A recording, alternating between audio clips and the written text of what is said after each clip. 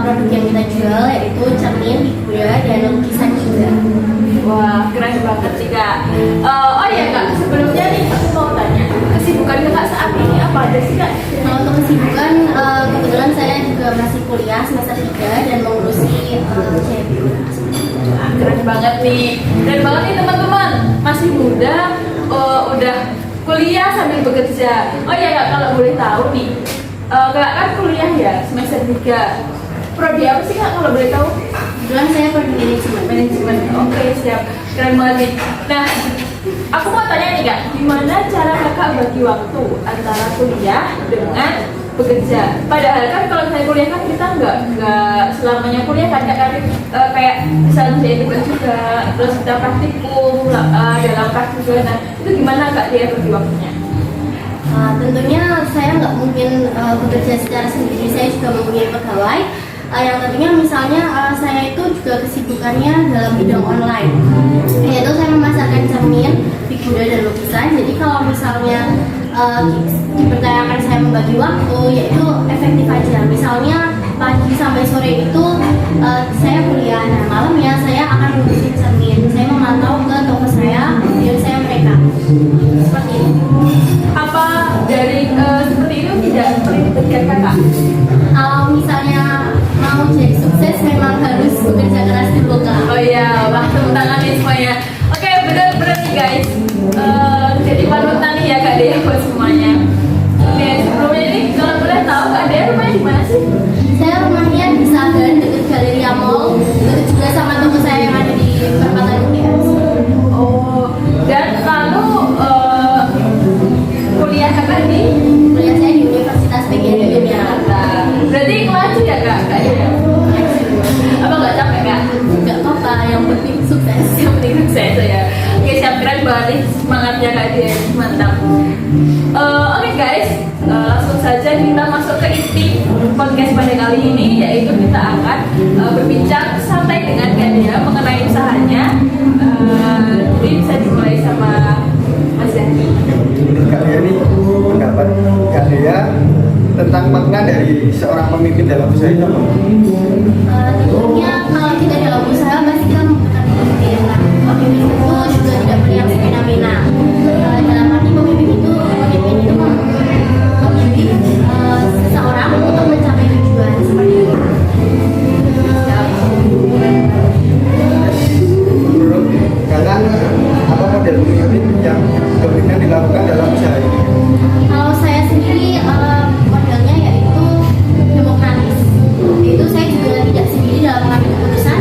Saya juga mendengarkan ide-ide dari pegawai-pegawai saya untuk mengambil sebuah keputusan. Mantap banget Kak Dea. Oh ya, selama ini ya Kak, hambatan, apakah ada hambatan waktu Kakak kuliah sambil bekerja, apakah waktu atau apa? Tentunya waktu itu menjadi faktor utama dan hambatan ya. Karena kita harus memaksimalkan waktu dengan sebaik-baiknya. Oke, lalu saya mau tanya tips dari Kak Dea dalam membangun sebuah tim kerja itu.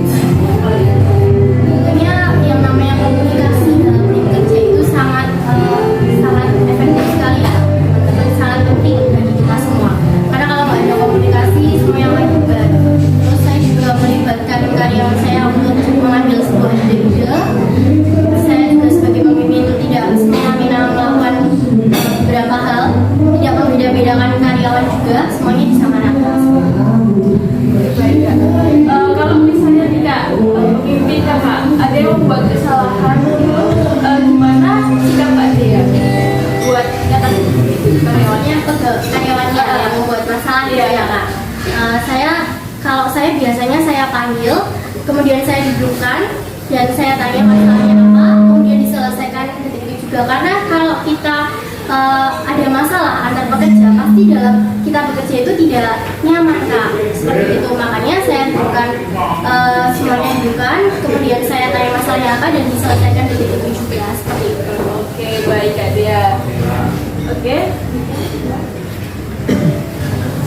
Apa strategi dan taktik yang ditempuh dalam mengembangkan bisnis Kakak? saya mengambil strategi pemasaran yaitu 4P: produk, price, place, dan promotion. Gitu. Kalau produk saya selalu berinovasi karena yang namanya cermin itu selalu up to date ya Kak, nggak melulu tentang itu aja, kemudian juga seperti itu. Nah kalau untuk place, saya tempatnya juga strategis, saya memilih tempat strategis yaitu dekat kampus dan dekat jalan besar. Kemudian untuk price-nya yaitu harga, saya mengambil harga yang mudah dijangkau oleh kalangan mahasiswa, kalangan orang menengah ke bawah seperti itu. Untuk promosinya saya mengandalkan media online, media promosi seperti TikTok, Instagram Ads. Oh ya Kak, kebetulan nih saya udah pernah melihat produk Kakak terjual di berbagai kalangan selebriti atau artis nih, nah boleh diceritakan nggak sih Kak kayak gimana perjalanan Kakak bisa sampai ke kayak gitu dari awal? Oh ya baik. Sebelumnya dulu saya menjual cermin itu karena waktu corona. Saya SMK kelas 2, saya mencoba bisnis berjualan cermin. Kemudian ternyata banyak orang yang suka dengan model-model saya dan saya itu tidak endorse. Sampai sekarang alhamdulillah saya tidak pernah endorse ke TikTokers atau selebgram seperti itu. Saya cukup mengandalkan kekuatan produk saya sehingga banyak diminati oleh beberapa kalangan selebriti dan di review. Untuk reviewnya juga jujur seperti itu. Mantap banget nih teman-teman. Buat kalian yang mau pesan cermin atau lukisan ya kan ya, bisa kalian cek Instagramnya Jaya Figura dan juga IG-nya juga. Di sana banyak konten-konten dan juga program menarik ya. Oh iya Kak, banyak gak sih kayak artis udah langganan sama cermin dari Kakak? Alhamdulillah banyak, seperti Frisly Hadin, Amel Carla, terus TikTokers Dina Widya, Sandra Firdaus, kemudian juga ada reseller seperti Jolly, Petra, kemudian seperti lupa kak namanya, saya lupa apa-apa. Wah, banyak banget ya guys, gila-gila. Udah keren banget ini kan ya, tepuk tangan semuanya. Semakin muda, udah berbakat, selain cantik ya, udah pandai pekerja keras juga ya kak ya, mantap banget nih.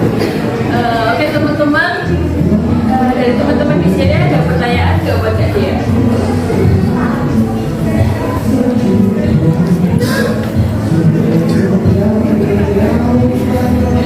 Oke, ya guys.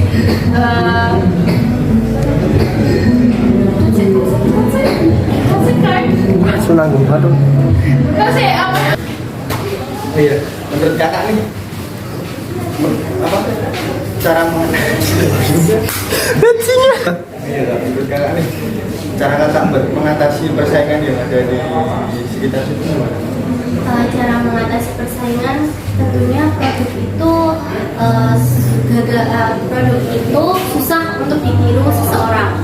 Jadi misalnya yang mau ikut-ikut gitu, kita bikin produk yang susah ditiru oleh seseorang dan kebetulan yang namanya usaha kita harus mempunyai brand itu adalah nama usaha yang harus dikenal banyak orang seperti itu. Jadi lebih berbeda dari yang lain. Iya, harus berbeda dari yang lain. Betul. Oh ya kak, ada tips atau trik nggak buat kita semua, buat pokoknya anak milenial zaman sekarang tidak sedang merintis usaha. Yang pertama, jangan mudah menyerah. Yang kedua, jangan pernah kalian itu modal usaha mengandalkan uang orang tua, karena pastinya kebanyakan menyepelekan seperti itu. Yang ketiga, kita harus kalau mau merintis usaha itu kalau bisa tidak bisa dibuat oleh kebanyakan orang seperti itu. Jadi inovasinya harus tinggi kayak gitu. Oke, mantap nih, keren banget. Jadi pokoknya anak muda zaman sekarang tuh harus meningkatkan kreativitas ya, sama inovasi. Apalagi kita kan sekarang dunianya medsos. Ya, Gunakanlah medsos pandai-pandainya dia. Oke guys, oh ya kak, untuk Jaya Figura sendiri apakah ada rencana pastinya ada kalau untuk rencana-rencana. Tetapi untuk saat ini